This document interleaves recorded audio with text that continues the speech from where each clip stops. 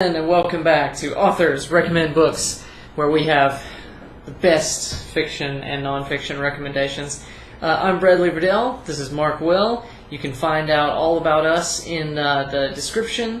I write steampunk and Victorian fantasy. What do you write? Everything. I'm a jack of all trades. I try my hand at everything. Poetry, music, pornography, whatever it takes, right? Yeah. Okay. All right. But anyway, if you want to help us out, give our own works a chance. But we're going to come at you today with two recommendations, one fiction, one nonfiction. These are books that we're not being paid to promote. They're just books that we've read and we like, and so we're going to review them for you. I'll go first with nonfiction. Today I'm talking about a sailing book called 2 Years Before the Mast. And 2 Years Before the Mast is by Henry Dana. Interestingly enough, the reason I chose to do this is I went to Hong Kong not long ago, as you know, and when I was in Hong Kong, there's a bookstore there called the, I think it's Lockman Rare Books. Mm-hmm. Beautiful, beautiful bookshop, and they deal in rare first edition books. And I went there with Pat Woods. And we talked to, I believe he's the owner of the shop, had a great time there. It was kind of like, it was a really hot day and there was an afternoon thunderstorm, and we got there just before the storm hit, and I saw first edition of this book there. Oh. And it was really, it was really cool. We both saw books that we would really have liked to bring back, but the problem is you've got to keep them in a good condition, right? And so like in Taiwan, most houses are not insulated and it gets really humid and really hot, and like we just don't have the place really to keep rare books in good condition. That's true. What was the price? It was something like, I wish you hadn't asked me now. It was reasonable. I mean, I saw some books there that were just astronomically like out of my price range, but it was something like maybe 2,000 Hong Kong dollars, maybe less, which is maybe a couple hundred US. Okay. Something like that. I mean, they're not in the, I mean, there are probably books there that are up in the thousands and thousands of US dollars, but I mean, a lot of them were, maybe between $100 and $200 or less, something where you could really have a treasured first edition copy of a book you really like without, completely, breaking the bank. Why is this book so important to you? I just thought it was cool to see a first edition of it, but I do really like it. I actually asked if they had anything by H. Rider Haggard. Right. That's what would have really, really tempted me, and they had one, but I think they had a copy of She. And King Solomon's Mines had floated through, and I asked, well, can you ballpark what a first edition of, King Solomon's Mines or Allan Quatermain costs? And it all depends so much on the condition. It's really impossible to ballpark it, but it was nice to know that, it's possible to go in. But I saw all sorts of books there that are from the era that I like to write about. So, there was, and of course, Pat Woods loves his pirate stories, so they had a lot of like really good illustrated first edition kind of pirate books and stuff, and it was great. But anyway, I saw this book there, so I wanted to review it. But the thing I like about this book, I wouldn't say it's a page turner. I wouldn't say it's like, it's just lightning fast and easy to read. I've read a lot of books about seafaring back in the age of sail, or in the age of steam even. And this one, it only covers 2 years in time, whereas another book of equal length might be, for example, I read a book by a guy named John Whidden who details his life starting out as a ship's boy and retiring as a ship captain when he's, elderly, and he covers his entire life in about the same space as Dana covers just 2 years. But this book came out in 1840, and the author was a student at Harvard, and he was in poor health. He had the measles, I think, and his vision was being affected. And they thought, well, he needed to do something to get away from the bookwork to kind of save his health. So he decided to enlist as just a dog before the mast on a merchant ship.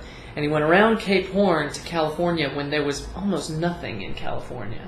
And it's so interesting to see him talk about, at the end of the book, there's kind of like something added on where he talks about going back to it after many, many years. But he eventually returned to finish his higher education. He became a lawyer, and he became a huge activist for the rights of merchant sailors. And he really fought to improve conditions for ships. And his book really brought light to the harsh reality of life on a ship and how sailors were treated in this time period. He was also a big anti-slavery advocate. He was very much an abolitionist. So Dana had a career in law that was significant beyond this book. But he doesn't talk about that in the book, obviously. That's just like his biography. Yeah. But so it works well because he's showing how harsh life on a ship is without being whiny and bitchy and complaining all the time. Like, it's possible to read through it and just think, wow, these guys are just super tough. You know, he doesn't say like, oh, poor us, this is so bad. He's just like, we did this and we did this and, you know, we did that. And it's not in this like whining tone. You know, it's in a very... He's just documenting it. It's documenting, and it's very adventurous, you know, and he really gets in the spirit of the adventure of going to, you know, new places and seeing, you know, and meeting Hawaiian Islanders, for example, and you know, he gets, you know, he makes the best of it, you know, and he doesn't say, oh, I'm, you know, an educated, high-class, you know, Harvard kid, and look at all this drudgery I'm being subjected to, you know, it's not like that. So, but it's when you read it, it's like, it's so real. It's like real life. I mean, he really documents just the drudgery of doing this task, and then, oh, we got to go back to this port that we've already been to and get more hides. And it just seems like a normal day-to-day job that's hard labor. So it makes the highs in the book very high. When something crazy or interesting happens, it's like something crazy and interesting happening in your life. Because, I mean, you know, most of the time you go to work, you come home, you do your hobbies, you know, and huge things don't happen. So when somebody, there's a part where a Hawaiian Islander gets really sick and he's, nobody's wanting to give them like the proper attention because they think, oh, he's, you know, just one of these hired island guys. And when Dana really like intercedes with one of the captains to get some access to the medicine chest that would have been used for the, you know, the American sailors, and he like, you know, is able to, you know, really help this guy in his moment of need. It's like, it's very dramatic, and it also has a very dramatic conclusion that I won't, you know, give away, but it comes to the point where he's planning to do a 2-year voyage and then go back and finish his studies, and one of the captains doesn't want to let him go. They want to lock him into staying on the California coast, moving hides up and down, because there's an issue where, you know, the same company might have another boat and say, okay, we're going to fill up this ship and send it back. We're going to wait till the next ship is full before it goes back, and that might take 2 or 3 years. So they're looking at completely wrecking his whole future by, you know, keeping him out there for 5 years when he signed up for 2 or something like that. And it gets so you know, there's the day-to-day drudgery where you have to kind of force yourself to read on. Right. It's very interesting, but you have to get through it. But then when dramatic things happen, it's very dramatic. And it also reveals, I mean, I'd say the book gives you the experience emotionally of what it would be, because he's describing drudgery, and it's almost drudgery to read it at times. And so when you finish the book, when you close it, you're like, whew, I feel like I've been on a 2-year sea voyage, you know? So you just have to know what you're getting into. Like, if you pick up the book, it's very atmospheric. You want to know, like, it really feels like I'm packing my bags and getting on this boat, and there's going to be a lot of waking up around, you know, Cape Horn when all hands are on deck, and, you know, I'm wearing oil skins, and there's sleet and snow, and it's, you know, frigid. And, you know, at one point, one of the crew dies, you know, he falls overboard, and that's it. He's gone, you know. But what was really interesting about it also is that it looks at California and there's a place in California actually called Dana Point because of him. Oh, wow. Because there's a place where there's a headland bluff, and they needed to get these hides from sort of the high ground down to the beach. And it was, they didn't want to go the long way around, so they were throwing them off the cliffs. And he describes this very vividly, and at one point some get stuck, and they lower him down very precariously on ropes to knock him loose. And that place is now called Dana Point. So he describes a lot of places that'll be familiar to people who have been to California, to the California coast, and you look at how they were, prior to 1840 and how rapidly they changed. And one thing that's very interesting is that his descriptions of other cultures are worth a look. So like he has a lot of lavish praise for Hawaiian islanders, or Sandwich Islanders at that time is what he calls them. But he thinks they're these great sailors, and very he thinks they have a very quick grasp of things, like, except he talks about like showing them a world map, and they've never seen a world map before, and there are places on the map that are not filled in because at that point nobody really knows what's there. You know? And the people being very curious about this, and then he has one guy who thinks he basically explains the principles of the steam engine to the guy, and he's just like, oh yeah, he just like gets it like straight away. But then he also there's something that he notices about them that I thought was very interesting from a kind of economic perspective.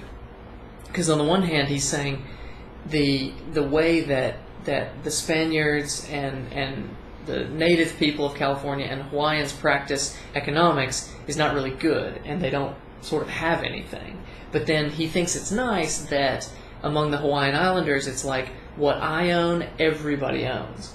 So he gives just a basic example, like each guy will be given his ration of tobacco.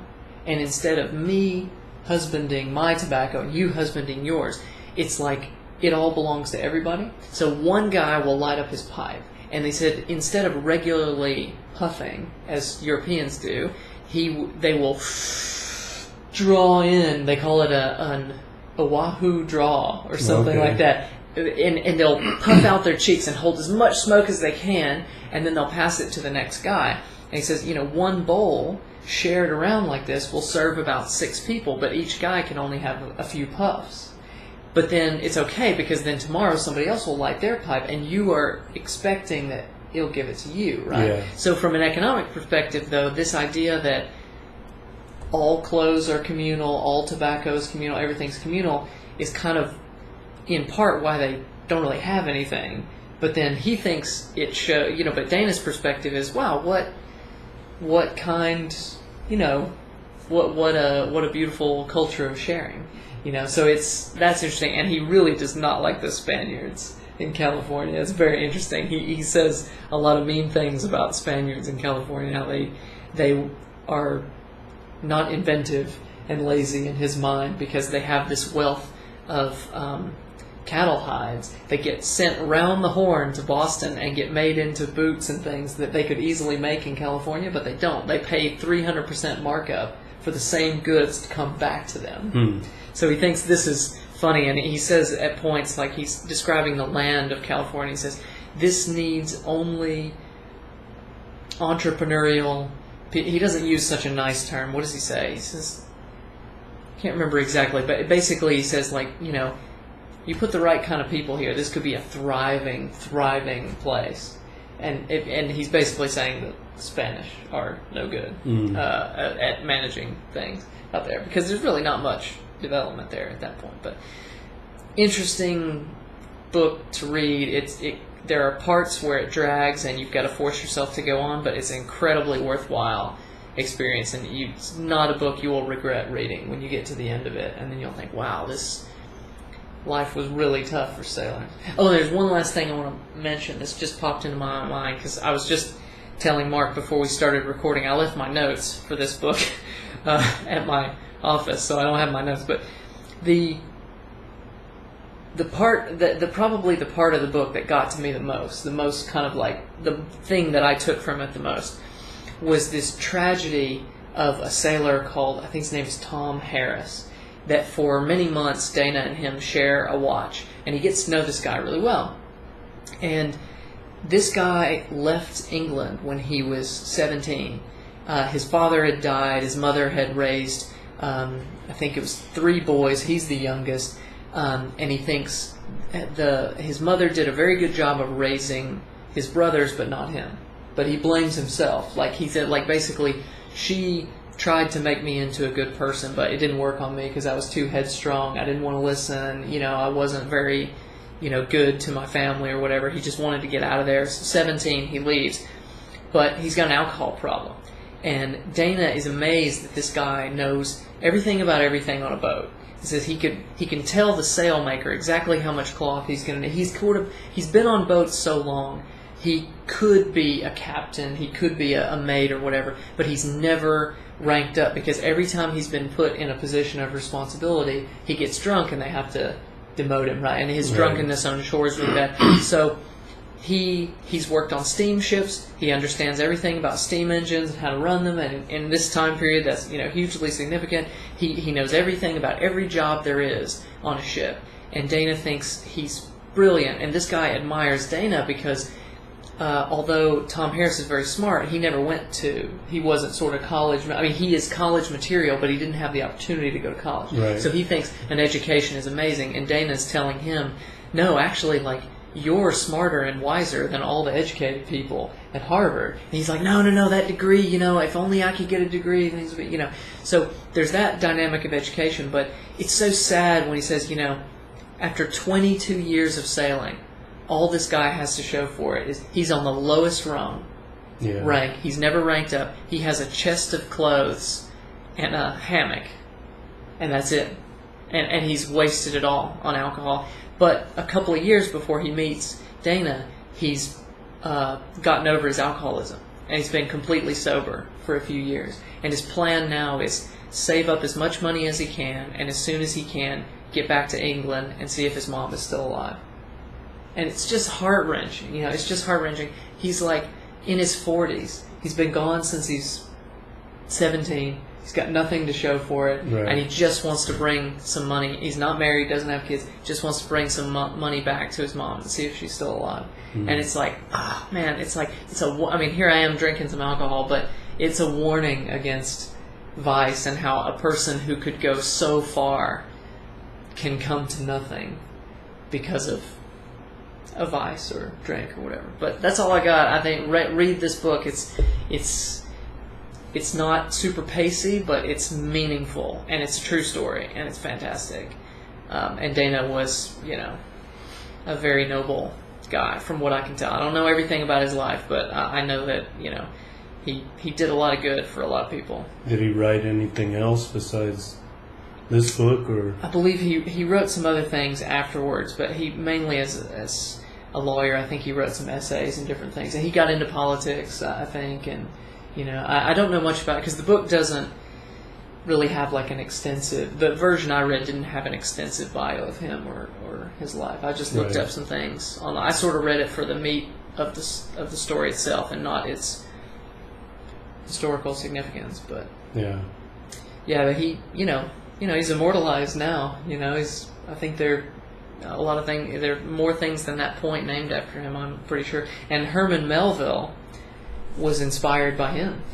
I was gonna ask how you would compare his writings to those of Melville, specifically Melville's works that deal with sailing. Yeah, all I can say, I think it's just a matter of taste. Depends on the kind of story you want, but I just know that Melville said a lot of positive things about Dana because he was younger than him. Melville was younger. Yeah, okay. Melville was younger. Yeah, so Dana's older, and he's somebody that Melville would have read, and so. But it doesn't have a lot. It doesn't have things about whaling or whatever. But it does have the sort of sense of the sea. I would say, like he talks about the moving sight of an albatross sleeping on the water around Cape Horn when everybody's in their oilskins and it's freezing, and the masts that they're trying to get unfurled are like frozen and they're like beating the ice off with their hands and stuff, and it's like, it's a sailing book through and through. It's some sailing books, the author takes many things for granted that they just assume the reader knows. And then they talk about, we made this voyage, from here to here, 165 days, and they just skip over things. This is like a microscope zoomed in look at sailing. So I would recommend this for someone who wants to write about it and is not getting enough information from books that are too zoomed out. This is a very day-to-day, holy stoning the decks, all the basic tasks that they do, what they ate, what time, how the watches work. Because Dana is explaining this to the non-sailing public. He's trying to get the general public to understand what the life of a sailor is like. So if you want to understand what the life of a sailor in the early 1800s was like, this will tell you. Yeah. Because he's writing it not assuming you know anything about sailors. Yes. So it was probably a source book for Melville in a lot of ways. Yeah, I would imagine. Strengthening even though he had firsthand knowledge of these things himself, probably he read Dana maybe before he even went to sea himself. I would be interested to know. Which I would hope people would, because I think a lot of people who read, I wonder how many people thought, I want to be a sailor, and then they read Dana and think, no, I don't want to be a sailor. But other people thought, what an adventure, Well, I would like to know more about his influence on Melville. If I'm not mistaken, Dana is mentioned in D.H. Lawrence's studies of classic American literature, and he certainly discusses Melville as well. It definitely is classic American literature, that's for sure. It's been a while since I read that. I can't remember what Lawrence has to say about Dana, but I would be curious to know how Dana influenced Melville in particular.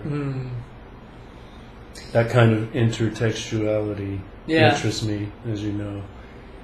Yeah, well, it's a good starting place, for sort of seafaring fiction. And so much has been written about military and Navy life that merchant sailing kind of doesn't always get looked at as much. So it's I've read several books now about the merchant marine in the U.S. and elsewhere, and this is high up on my list of books that I would say maybe start with this. Yeah. So what's in the fiction department? Okay, well, I'm a peculiar person. Oh yeah, for sure. And that is an understatement. That's a good one. And one of my peculiarities is that I like to read literature related to my travel destinations. Mm-hmm. So before and or after I visit a certain place, I like to read books related to that particular place.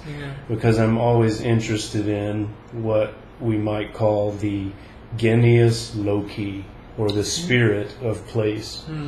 So last summer I took the grand tour of Europe. I went to 7 or 8 different cultural centers in the period of 1 month, and one of the first stops was Berlin. Okay. So there are many.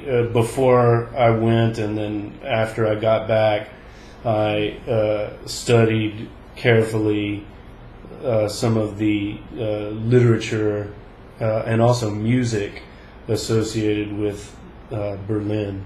Okay. So musically, of course, there's Lou Reed's Berlin album. He was one of the first, Anglo-American rock musicians to become fascinated with Berlin. And then he was followed by David Bowie, who recorded significant parts of his Berlin trilogy there. He recorded at the Hansa Tone Studio, which I was able to visit when I was there, so that was pretty exciting. And a friend of mine in Berlin took me to see some experimental music concerts when I was there. So I felt like I got to experience some of the musical culture of Berlin. But then there's also the literary culture of Berlin. The playwright Bertolt Brecht, whom I've read since I was a teenager and whom I adore, had his theater there, the Berliner Ensemble, when the city was split into West and East Berlin. His theater was on the eastern side, but now that Germany has been reunified and the city is open, it's quite easy to visit these places. And so unfortunately it was the off season, so I didn't get to see any plays, but I did go to the theater, and there's a lovely park next to the theater, so that was quite a special thing for me. And I also read Brecht's War Primer, which I might talk about in a later episode. But of course, you can't talk about the literature of Berlin without mentioning Christopher Isherwood's The Berlin Stories. And so this is what my focus will be today. Are they stories about Berlin? Well, could be. Okay. Could be. Because it could be a trick, Might be a trick. It's not a trick. Okay. Well, it's a great title. If you want stories about Berlin, you should probably read the Berlin Stories. Yeah. Well, I had wanted to read the Berlin Stories probably since I was an undergraduate. It's one of those books that I'd always meant to read, but I never had. How many of those? How many of those do we have on our list? Probably many. But this seemed like the perfect time to read it. Yeah, sure. When I actually read it after I got back, or I skimmed through it before the trip, but then after seeing the city, it meant so much more to me to finally read the Berlin Stories. And it's based on Isherwood's experiences in Berlin from 1929 to 1933. So what was going on at that time in Berlin? What do you think of when you think of that time? Well, think about the lead up to... Well, that's right in the middle of the interwar period, right? Yeah, so, but this is during the time of the rise of Hitler. Yeah, and the Nazi Party would have been kind of in their stages on their way up. On its way up, and he was there during the street fighting between Nazis and communists. Mm-hmm. That was all going on. So he was able to observe that power struggle, and so. Yeah, all of the Berlin Stories are about that particular time period. But in addition to the political background, that he writes about this thriving underground culture and the nightlife associated with it. There's a lot of clubbing and partying that Berliners and expats such as himself are involved in. And so he writes about all of these interesting subcultures that are thriving at the same time that there's this political conflict. Yeah. So a lot of fascinating cultural developments. I'm really interested in the interface between culture and politics, so that sounds like right up that alley, like what's going on in the culture and subcultures at the same time as these massive political movements are clashing. Yeah. Well, yeah. I mean, if you're interested in this particular time period, or you're interested in Berlin or Germany, I would say it's required reading. Mm-hmm. But basically what he did during his time there is he kept a diary, and for those 4 years or whatever it was, 1929 to 1933, roughly 4 years, he kept a detailed diary, and then when he left, he went back to England. He revisited that diary several years later, and the result was the Berlin stories. And the book is divided into 2 sections. The first part is called The Last of Mr. Norris, and then the second part is called Goodbye to Berlin. But both works were based on his diary that he kept during his time there. So Mr. Norris is basically a character study of Arthur Norris, who is officially an importer-exporter with an interesting sexual fetish that I won't describe here. Oh, what? Yeah, you got to read it. Oh, I knew that would. I knew that's that would gonna make me you read it now, right? So, but unofficially. Yeah, well, he I guess that's technically true, but some of the things he imports and exports are not mentionable in polite company. Is that related to the sexual fetish at all? I don't know that I would say that, but maybe on some subconscious level there's a connection. And then in the background is Isherwood's landlady, Fräulein Schroeder. Okay.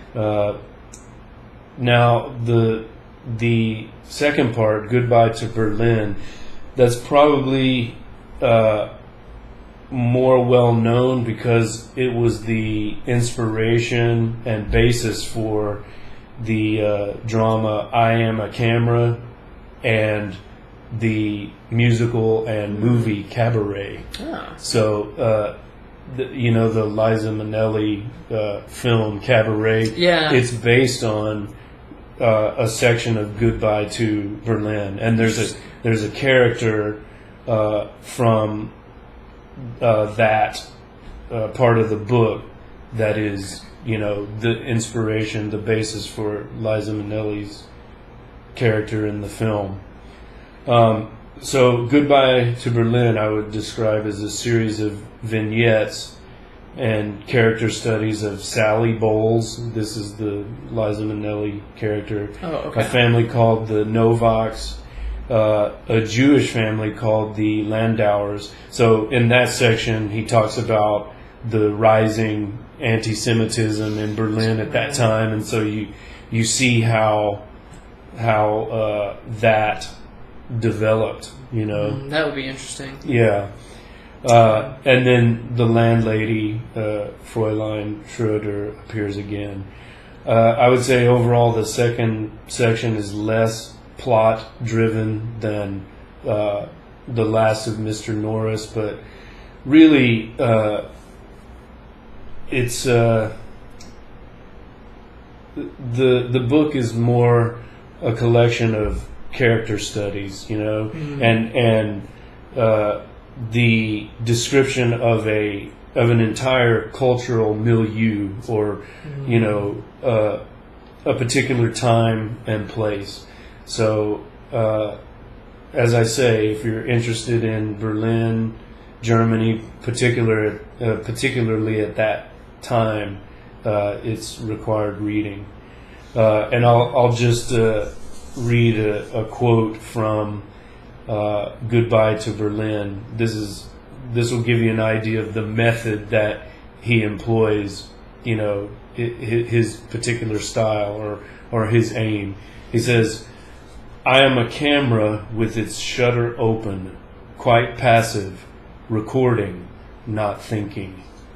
So he's sort of the outside observer. I mean, he features himself in the narrative, and you see him interact with all these other characters, but at the same time he's outside of it all, just observing and documenting this fascinating period. Trying to keep an open mind too, not trying to make it happen. Just yeah.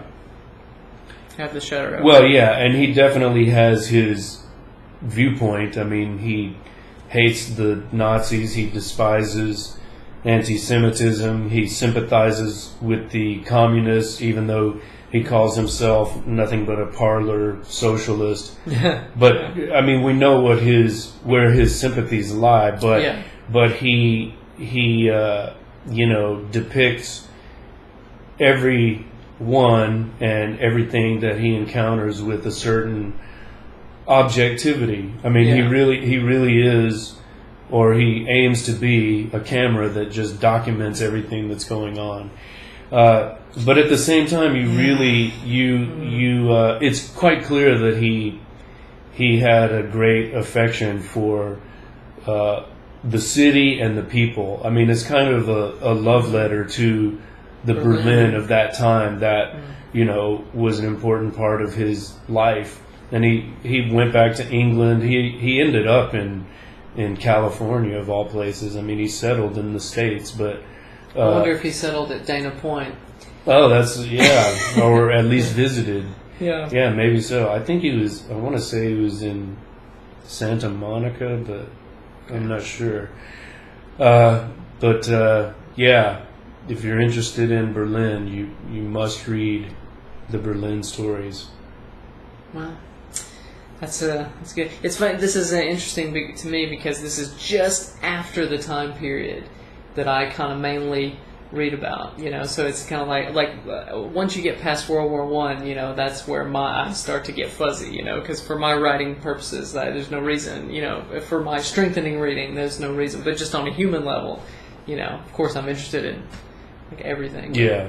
The thing about the shutter open is really interesting because I used to be a reporter for a major newspaper, and that's what I always tried to do. Like, I have my own viewpoint, but I would try to show up in a place and really get a sense of what it was. Yeah. And I feel like it's been sad to watch the sort of degeneration of the media because now, there are people who stayed in journalism that I see, and it's like it's so obvious to me. I've sort of seen how the sausage gets made, and I can see how you go in and you're looking to slant it a certain way. So you interview 10 people, and then you air the 3 interviews that fit your narrative. Yeah, exactly. So you're like, you go into it like, how can I make my narrative stronger? And I feel like it's just been a travesty to watch. Like a lot of people who, I feel like if you feel like you can't be neutral, get out of the business or whatever, And I got out for,